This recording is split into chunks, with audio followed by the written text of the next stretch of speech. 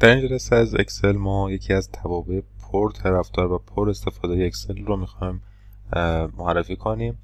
توی دسته توابع جستجوگر و حالا توی دسته سرچ قرار میگیره و برای من جستجو میکنه یک آیتمی رو و یک خروجی رو متناسب با اون به من میده. تابع ویلوکاپ همونطور که از اسم تابع مشخص هست، قسمت لوکاپش مشخصه که من میخوام جستجو انجام بدم و وی اولش نشون دهنده یعنی مخفف ورتیکال هست، یعنی جستجوی عمودی در یک ستون برای من جستجو انجام میده. همونطور ما یه تابعی به نام اچ لوکاپ داریم، همین کارو میکنه ولی به صورت هوریزونتال یا افقی و به من خروجی رو متناسب با اون میده. توی جلسات قبل ما یه مثالی حل کردیم، حدوداً چندین حالت شرطی داشت و ما مجبور بودیم توی اون مثال بیام ایف حلقه در حلقه رو بنویسیم. فرض کنید که ما همین دیتایی که مربوط به فروش هست رو داریم، میخوایم به اسمایی که هست و اینجا حاضر هستن به پورسانتی رو بدیم. فرض کنید طبق این جدول میخوایم پورسان بدیم. مثلا فروشندهمون به نام علی، درصد پورسانتی که باید بگیره که در ستون Z هست 5% هست، و یا فرهاد با مثلا این اطلاعات فردی باید 10% پورسان بگیره. برای بقیه افراد هم حالا درصدهای مختلفی رو ما داریم. خب یکی از راهکارها نستد ایف بود و دیدیم که چقدر حالا حدوداً باید 4 تا ایف بنویسیم. یه مقدار فرمول طولانی هست و اگر شرط همون خیلی بیشتر از این حرفا باشه، مثلا 10 تا فروشنده باشه، باید 9 تا ایف نوشته بشه و این کار راحتی نیست. خب برای این کار من ویلوکاپ رو پیشنهاد میکنم. فقط نحوه پیاده سازیش رو با هم ببینیم که خیلی راحت هست ولی نیاز به تمرین داره. خب وی ال او رو که بنویسم برای من میاره و با تب یعنی کنترل تب میتونم زدن دکمه تب میتونم اون رو لانچش بکنم. 4 تا آرگومان ویلوکاپ من میخواد. اولی لوکاپ ولیو هست، یعنی مقداری که من میخوام جستجو رو انجام بدم. مقداری که میخوام جستجو رو انجام بدم تو این سطر میخوام برام درصد پورسان یه فروشنده بندازه. اون فروشنده الان علیه، برای ریکورد بعدی رضا میشه، برای بعدی محمده و درک میشه به سمت پایین. برای همین رو A2 کلیک میکنم و اینم نباید مطلق باشه، باید نسبی باشه، چون با درک من باید بره رو اسمای فروشنده های بعدی. آرگومان دوم تیبل اری هست، یعنی آرایه جدول من هست.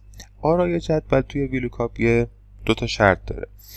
شرط اولش اینه که در ستون اول اون تیبل باید مقادیری باشه که من میخوام جستجو رو روش انجام بدم.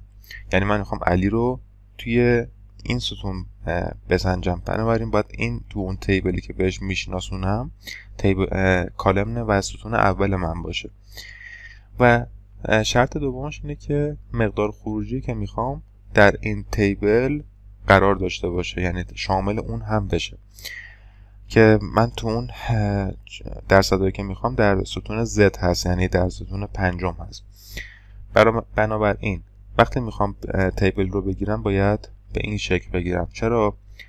در ستون اول این تیبل مقادیری هست که من میخوام جستجو روش انجام بدم و در ستون آخرش هم مقادیری هست که من باید خروجیشو بگیرم.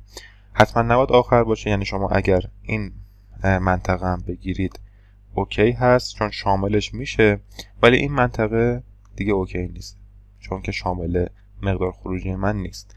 بنابراین من تا اینجا رو میگیرم و وقتی این رنج رو میگیری باید مطلق بکنه، چون نباید این حرکت بکنه. تو این تیبل در تمامی این ریکورد ها باید جستجو انجام بشه. این رو مطلق میکنم. خب آرگومان دوم ویلوکاپ هم نوشتیم.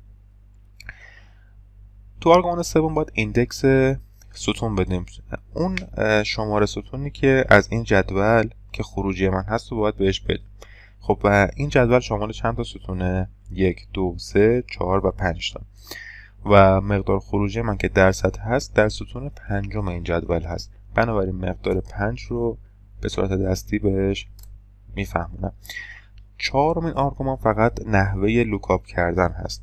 نحوه لوکاپ کردن به صورت exact یا approximate هست، یعنی تقریبی. من اینجا حالتی که میخوام حالت دقیق هست، یعنی جستجوی دقیق باید انجام بده، بنابراین false یا 0 رو بهش میدم.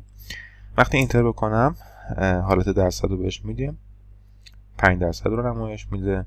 اینو دارم بزرگتر کنیم که فونتش هم برای بقیه درگ بشه و وقتی درگ میکنم میبینم که برای بقیه هم انجام داد با انقدر فرمول. تقریبا معادلش میشود یک ایف 4 حالته، یعنی 4 تا ایف باید مینوشتیم، ولی با ویلوکاپ چقدر راحت تونستیم به این خروجی برسیم. حالا من حالت فرمول یعنی تیبلی که بهم داده بودن به این حالت بود. فرض کنید که من حالا یه حالت دیگه ای از تیبل رو بیارم، اینو هاید کنم این قسمت رو. فرض کنید که تیبل من به این حالت داده شده باشه، فروشنده به این حالت عمودی افقی باشه، درصداش هم افقی باشه، یعنی باید تو ردیف اول جستجو انجام بده، ردیف دوم رو به عنوان خروجی به من بده. اوکی. و حالت جستجو هم هوریزونتال یا افقی هست، نه ورتیکال. تنها تفاوتی که میکنه همون بحث نوشتن تابش هست که اچ لوکاپ هست. این دفعه مقدار چیزی که میخوام بگردم A2 هست یا اسم فروشندم هست. میتونم این منطقه رو به عنوان منطقه جستجو بهش بدم که این دفعه دیگه دیدتون رو افقی بذارید. ردیف اول باید مقدار مقادیری باشه که میخوام جستجو بکنم. ردیف های بعدی باید شامل این باشه که خروجی من رو هم شامل بشه. این رو مطلق میکنیم. تو آرگومان بعدی در ردیف دوم مقدار خروجی من قرار داره، روی آرگومان سوم رو 2 تعریف میکنم و آخری هم 0 میذارم و کلیک میکنم و وقتی درگ بکنم این حالت برای بقیه آیتم هام بررسی میشه.